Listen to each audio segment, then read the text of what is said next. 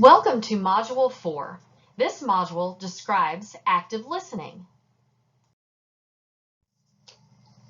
Topics covered in Module 4 include an explanation of what active listening is, expressing empathy, reflecting feelings, and redirection. Let's start by describing what active listening is. Most people passively listen when someone else is talking, meaning they are not fully focused on the conversation. They might be thinking about what they want to say next, or their minds might have wandered far away from the conversation. This is the polar opposite of active listening. When you actively listen to someone, you give them your undivided attention. When you are tempted to think about your grocery list or a problem at work, you push those thoughts aside and stay focused on the person who is speaking to you. Give the inmates or returning citizens the gift of your focused attention. Leave your agenda at the door. Active listening gives the other person the gift of directing the conversation. Don't worry about what you are going to say, and don't try to take control of the direction of the conversation. Instead, let the conversation flow naturally, permitting the inmate or returning citizen to drive the subject matter. Remember that Yokefellow Prison Ministry is an interdenominational ministry. Please avoid arguments involving doctrines such as the rapture, forms of baptism, the dispensations, and different forms of Christian religions. Instead, listen to what the person has to say and direct the inmate to the chaplain or the returning citizen to a local church for specifics.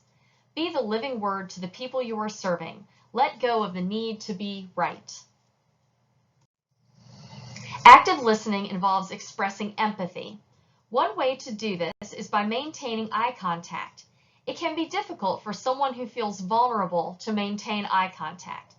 Maintaining eye contact with kindness on your face can go a long way toward building a connection with an inmate or returning citizen. Expressing empathy also involves accepting the other person right where he or she is. You are ministering to people who are either in prison or have been in prison. They have experienced judgment from many people, including their family, friends, and society at large. Seeing kindness on your face instead of judgment can go a long way toward building a bridge of trust. A related point is the need to respond to inmates in kindness. Active listening does not mean that you will never speak. You should respond interactively as the conversation develops organically, being careful to ensure that your responses are always kind. Be sure to ask open-ended questions to encourage the other person to delve deeper into the topic. Avoid asking yes or no questions.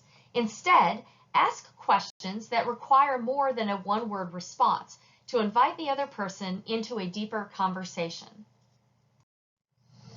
Reflecting feelings can be a powerful way to build a connection with an inmate or returning citizen. Using phrases like those on the slide validates the person's emotions and invites him or her to go deeper, such as by expressing the underlying pain that is driving the anger. Summarizing what the person said is another form of reflecting feelings. It reassures the people that they are being heard, which invites them to go deeper. While we want the inmates or returning citizens driving the conversation, we don't want Yokefellow conversations to become complaint sessions. When this happens, participants are often using negativity to avoid facing painful emotions. For example, it can feel more empowering to complain about the prison personnel than to face the reality that if they had made different choices, they wouldn't have to deal with prison personnel.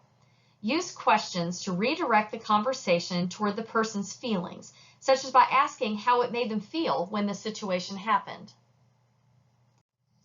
Thank you for viewing Module 4. You can review this video again and refer to the Volunteer Handbook to help you complete the test for this module.